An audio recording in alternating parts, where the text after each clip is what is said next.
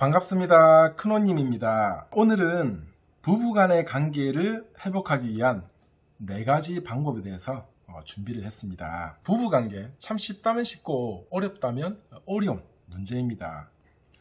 보통 인간관계는 횟수를 거듭할수록 좋아지기 마련이죠. 왜냐하면 사람을 만나면 긴장을 하기 때문입니다. 자, 그런데 이 인간관계 중에 일상이 되어버린 매일 봐야 되는 이 부부의 경우에는 긴장을 볼 때마다 할 수가 없죠. 그렇기 때문에 관계가 좋아질 수가 없는 것 같습니다. 그래서 부부관계는 횟수를 거듭할수록 오히려 안 좋아지는 게 어찌 보면 정상인데요. 자, 그런데 여기에는 기본적으로 관계를 좋게 유지하기 위한 이 노력이 없기 때문입니다. 우리가 주식이나 부동산 같은 경우에도 공부를 안 하고 그냥 하면 무조건 돈을 잃어버리기 마련이죠. 그죠? 그런데 부부관계나 이 연인관계도 똑같습니다. 계속 상대를 만나거나 부부가 같이 살면서 내가 이 사람과 좋은 관계를 유지하기 위해서 오늘은 무엇을 해볼까 이런 생각이 대부분은 없죠. 그냥 사십니다. 그죠? 자, 그렇기 때문에 관계가 좋아질 수가 없는 겁니다. 그래서 기본적으로는 관계 개선을 하기 위해서 내가 무엇을 해야 되겠다라는 생각이 있어야 됩니다. 그리고 행동으로 실천을 해야 되는 거죠. 자, 마침 혼자가 편한 당신에게라는 책을 제가 읽어봤는데요. 이 책에 부부 관계를 회복하기 위한 4가지 방법에 대해서 나옵니다. 자, 첫 번째는요, 공감하기입니다. 공감하기. 자, 공감하는 게 사실 생각보다는 굉장히 간단합니다. 공감을 해주려면 상대의 말을 따라만 해주면 됩니다. 자, 이게 무슨 말인가 싶죠. 그죠? 자, 예를 들면 아내가 나 우울해 라고 얘기를 했다고 합시다. 자, 그럼 보통 여자는 감정형이고요, 남자들은 대부분 이성형이라서 뭔가 상대방이 문제가 생기면 해결해 주려고 하죠. 그죠?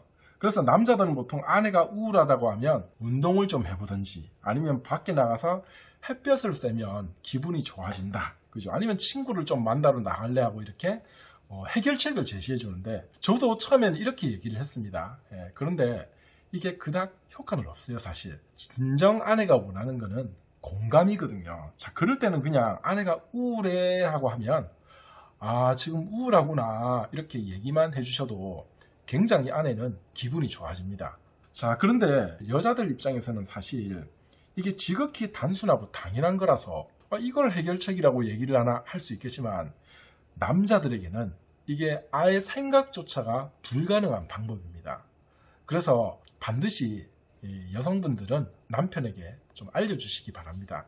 그리고 뭔가를 알려줄 때는 절대로 직접 말하면 변하지 않죠. 그죠? 안 듣죠. 그죠? 차라리 이 영상을 보여주신다든가 아니면 다른 글로 적혀있는 문구를 보여주시든지 그렇게 하는 게 훨씬 더 효과적이니까 참고를 하시고요. 자, 두 번째, 상대 말에 숨겨진 감정을 파악하기입니다. 감정 파악하기. 자, 예를 들어서 남편이 집에 늦게 들어와가지고 아내가 왜 이렇게 늦게 온 거야? 하고 이렇게 얘기를 했다고 합시다. 자, 이때 이 말을 고지그대로 받아들이면 분노, 불쾌한 느낌을 받을 수밖에 없겠죠. 결국엔 싸움으로 이어질 수밖에 없습니다. 하지만 왜 이렇게 늦게 오는 거야? 이 말의 이면에는 늦게 오니까 위험한 일이 생겼을까봐 걱정했잖아 라는 걱정이 깔려 있고요. 두 번째는 늦게 오니까 혼자 기다리면서 나 외로웠어 라는 외로움이 깔려 있는 겁니다. 그죠? 상대가 이렇게 말을 하더라도 그 속에 말 속에 숨은 이 감정이나 의도를 파악을 하면은 사실 싸울 일이 줄어든다는 거죠. 사실은 왜 이렇게 늦게 오는 거야 라고 이렇게 말하기 이전에 사실은 I 메시지라고 하죠. 나 늦게 오니까 위험한 일이 있을까봐 걱정했잖아. 나 혼자라서 외로웠어. 이렇게 I 메시지로 표현하는 게 사실은 좋지만, 이렇게 표현을 하지 못하는 경우더라도 그 말에 이면을 들여다보면 싸움으로 이어지지 않을 수가 있다는 것을 알 수가 있다는 것을 말한 겁니다. 자, 그리고 세 번째는요, 러브레터 쓰기입니다. 러브레터 쓰기. 보통 결혼기념일이나 생일 때 선물을 많이 하시는데 선물만 하지 마시고 러브레터를 한번 같이 주시든지 하시면 좋다는 거죠. 대신에 진심을 담아 쓰셔야 됩니다. 자, 이 러브레터는요, 좋은 점이 읽을 때마다 그때 진심으로 썼던 감동이 되살아난다는 겁니다. 자, 언제 득을 보느냐? 평상시에도 그냥 러브레터를 한 3개월이나 1년 뒤에 읽어봤을 때 감정이 되살아나서 상대에 대한 애틋함이 살아나니까 좋겠죠, 그죠? 자, 그것뿐만이 아니라 싸웠을 때도 문득 러브레터를 읽다 보면은 이미 마음이 다 풀려버립니다. 그래서 상대방이 조금만 화해의 제스처를 취하든가 해도 그냥 마음이 풀려서 화해를 할 수 있다는 거죠. 자, 그래서 러브레터 쓰기 꼭 기억을 하시고요. 자, 네 번째는 이 감사 표현하기입니다. 글로 메모로 써도 좋고요. 아니면 말로 해도 좋은데, 관계가 안 좋은 부부들은 대부분 상대의 단점, 안 좋은 점을 계속 찾습니다. 당신은 이래서 안 되는 거야. 넌 이래서 안 돼. 이렇게, 그죠? 자, 그러다 보면 상대의 단점만 찾다 보면 단점을 계속 찾아낼 수 있겠죠. 단점 찾는데 특화가 되는 거죠, 서로. 그러면 관계가 안 좋아지겠죠. 하지만 이 감사 표현하기는 반대죠. 상대의 좋은 점을 계속 찾을 수밖에 없습니다. 뭐뭐해서 감사해, 뭐뭐해서 고마워, 이렇게 하니까, 그죠? 자, 그래서 감사를 표현하다 보면 상대의 좋은 점을 계속 찾는데 특화가 되다 보니까 이 부부의 관계가 좋아지리라는 거는 다 알겠죠, 그죠? 자, 그런데 의외로 고맙다는 표현을 잘 안 하는 부부들이 좀 많은 것 같아요. 그래서 처음에는 굉장히 껄끄럽고 부담스럽고 낯섭니다.